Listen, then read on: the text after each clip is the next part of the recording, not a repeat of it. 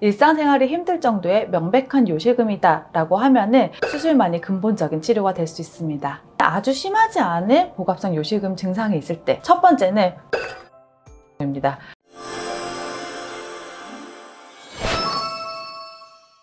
겨울철에는 요실금 증상으로 치료받는 환자분들이 정말 많아요. 왜 그럴까요? 날씨가 추워지는 겨울철에는 우리 몸의 근육들이 수축을 하는데요. 방광 근처에 있는 근육과 조직도 수축을 하게 되면서 방광이 예민해지게 됩니다.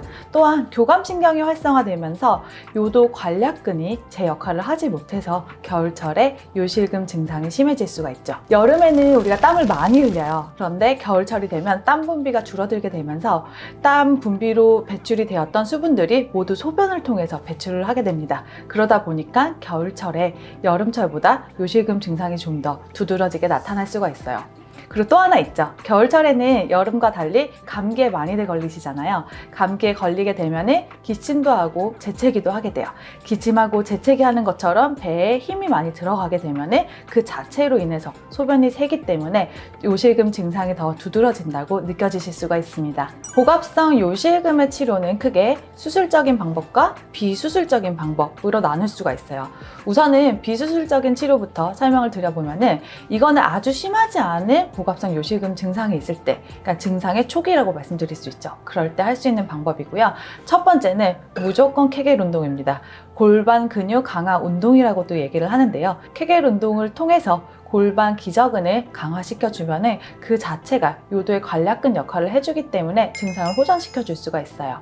두 번째는 먹는 음식에 대해서 조절을 하는 건데요. 이뇨작용이 있는 카페인이나 알코올, 탄산음료, 초콜릿 이런 것들을 많이 복용하시게 되면은 자꾸 소변이 많이 차게 되면서 증상이 더 심해진다는 느낌이 들 수가 있어요.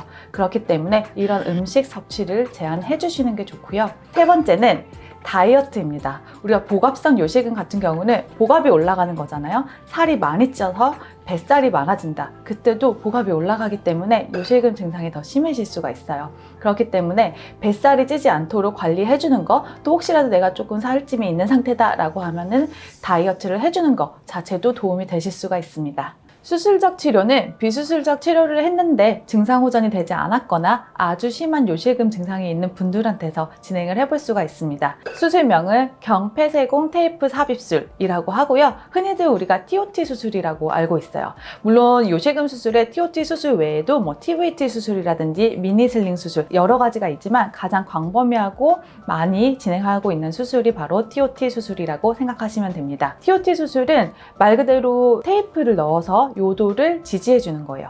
요도가 처지면서 소변이 셀 수 있는데 이 요도를 지지해 줌으로써 복압이 들어간다 하더라도 소변이 새지 않도록 도와주는 수술이라고 생각을 하시면 되고요. 수술 시간 자체가 아주 오래 걸리지는 않아요. 보통 우리가 15분에서 30분 정도 소요된다고 보시면 되고요. 수술 접근은 질 쪽으로 접근을 하기 때문에 배 깊숙한 곳으로 들어가는 건 아니라서 비교적 간단하게 끝날 수가 있습니다. 가장 중요한 포인트는 테이프를 어떠한 장력으로 걸어주느냐인데요. 이 장력을 너무 세게 걸어버리면 소변이 아예 안 나올 수가 있기 때문에 그럴 때는 테이프를 다시 느슨하게 풀어줘야 될 수가 있고요. 반대로 테이프를 너무 느슨하게 걸어줬을 경우에는 증상 호전 효과가 별로 없다고 느껴질 수가 있습니다. 그렇기 때문에 테이프를 어떠한 힘으로 걸어주느냐가 아주 중요하다고 볼 수 있죠. 일부 병원에서는 질 축소 수술이나 레이저 혹은 고주파 시술만으로도 복압성 요실금 치료를 할 수 있다고 얘기를 하는데요. 사실은 그렇지는 않아요. 질의 구조를 보시면은 질의 앞벽이 있고 후벽이 있는데 질 축소 수술의 경우는 후벽에서 주로 진행을 합니다. 요실금 수술은 질의 앞벽을 통해서 진행을 하기 때문에 후벽을 수술한다고 앞벽에 요실금 증상이 호전되지는 않겠죠. 그리고 고주파나 레이저 시술 같은 경우는 아주 초기에 소량의 요실금 증상이 있는 경우에는 일부 증상 호전의 효과가 있을 수는 있어요. 하지만 일상생활이 힘들 정도의 명백한 요실금이다 라고 하면은 그러한 시술만으로 호전될 수는 없고요. 수술만이 근본적인 치료가 될 수 있습니다. 요실금 증상이 있다고 해서 무조건 수술을 하는 건 아니죠. 그래서 정확한 진단이 아주 중요해요. 정확한 진단을 하기 위해서는 증상에 대한 자세한 문진이 필요하지만 이에 더불어서 요역동학 검사가 필요합니다. 모든 병원에서 이 검사 기계를 갖추고 있는 건 아니기 때문에 요실금 증상으로 병원에 방문하실 때에는 검사 기계가 있는지 확인을 해보고 방문하신 후에 정확한 문진을 통해서 정확한 진단 후에 수술 여부를 결정하시면 되겠습니다. 오늘 준비한 영상은 여기까지입니다. 오늘 영상이 도움이 되셨다면 구독, 좋아요, 알림 설정까지 부탁드립니다.